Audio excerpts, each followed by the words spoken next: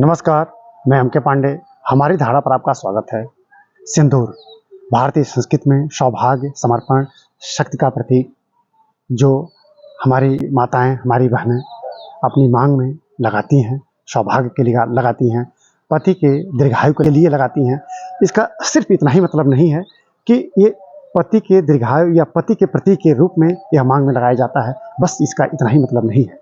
इसका मतलब तो इतना अधिक है कि अगर उसको पूरा वर्णन दिया जाए तो घंटों लग जाएंगे, लेकिन हम बस कुछ मिनट में आपके समक्ष हम अपनी बात रखेंगे। सिंदूर के संदर्भ में अपनी धारणा रखेंगे। आप एक एक शब्द समझिएगा। हमारे चैनल को सब्सक्राइब कीजिएगा, इस वीडियो को लाइक और शेयर कीजिएगा। मैं एम के पांडे, हमारी धारणा पर आपका स्वागत है।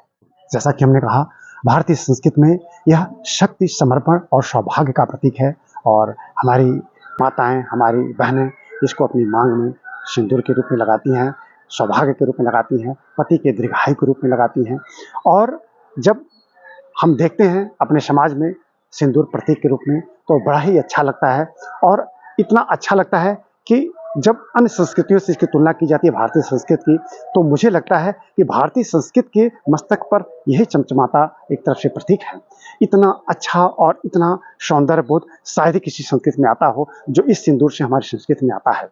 अब जब इसके महात्म्य में जाएंगे, कब से इसका प्रचलन है और भारतीय संस्कृति में कब से इस संदर्भ में जानकारी उपलब्ध होती है, तो स्कंद पुराण में तो इसका वर्णन मिलता है। माता सीता स्वयं लगाती थी भगवान श्री राम के लिए। माता सीता मांग में सिंदूर लगाती थी। हनुमान जी महाराज कई बार देखे तो एक बार उन्होंने कहा कि मैया, आप ये मांग में क्यों सिंदूर लगाती हैं? तो माता ने कहा कि हम प्रभु श्री राम के दीर्घायु के लिए, उनके दीर्घ जीवन के लिए लगाते हैं, अपने सौभाग्य के लिए लगाते हैं, सबके कुशल क्षेम के लिए लगाते हैं। तो उन्होंने कहा था, ठीक है, आप केवल मांग में लगाती हैं, मैं पूरे शरीर में लगाऊंगा। तो इसीलिए हनुमान की मूर्ति को आप पीले रंग में और सिंदूर के सिंदूरी रंग में आप पाएंगे, तो हनुमान जी पूरे शरीर में लगाते हैं। अब आप समझ सकते हैं कि इसका कितना अधिक महत्व है। और भारतीय संस्कृति में जिस तरह से सिंदूर, वैसे हनुमान जी महाराज हैं। तो अब माता सीता, इसको सती से जोड़ा जाता है, पार्वती से जोड़ा जाता है। पार्वती सती खुद लगाती थी इसको। भारतीय संस्कृति में इसके प्रमाण मिलते हैं लगभग 5 से 7 हजार वर्ष पुराने।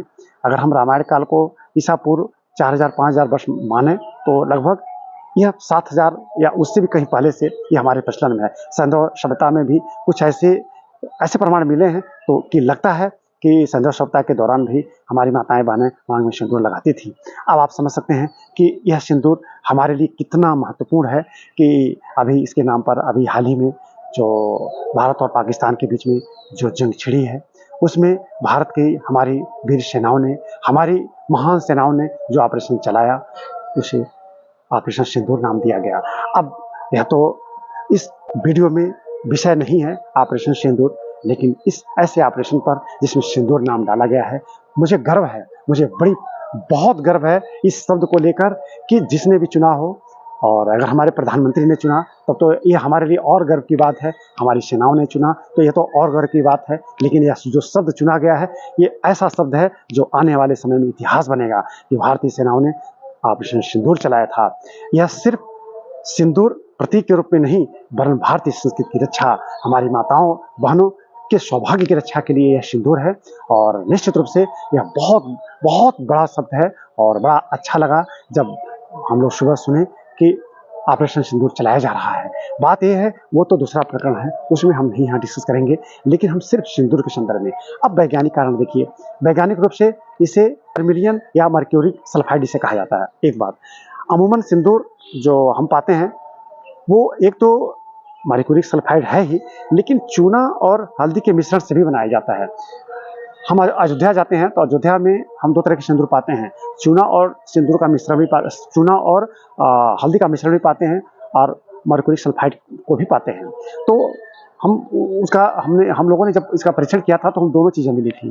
तो वैसे तो सिंदूर के लिए मर्क्यूरिक सल्फाइड ही आता है, लेकिन अगर चूना और हल्दी की बात करें तो आप समझ सकते हैं दोनों अगर इसको मांग में लगाया जाता है तो इसके कुछ ऐसे प्रभाव हैं कि मस्तक पर लगाने पे उससे मानसिक तनाव नहीं होता है, बीपी नियंत्रित रहता है, और सबसे बात कि अभी जैसा कि हमने कहा शक्ति का प्रतीक है, तो वह शक्ति का भाव आ जाता है। मस्तक पे सिंदूर लगते ही चाहे माथे पर कुमकुम लगते ही वह शक्ति का बोध हो जाता है, वह शक्ति का भाव आ जाता है।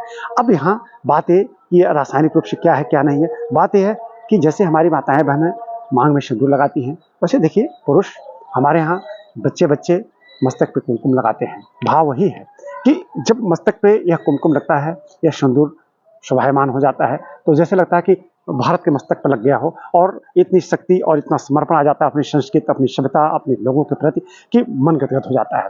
तो हमने बड़े संक्षेप में सिंदूर के संदर्भ में अपने भाव रखे।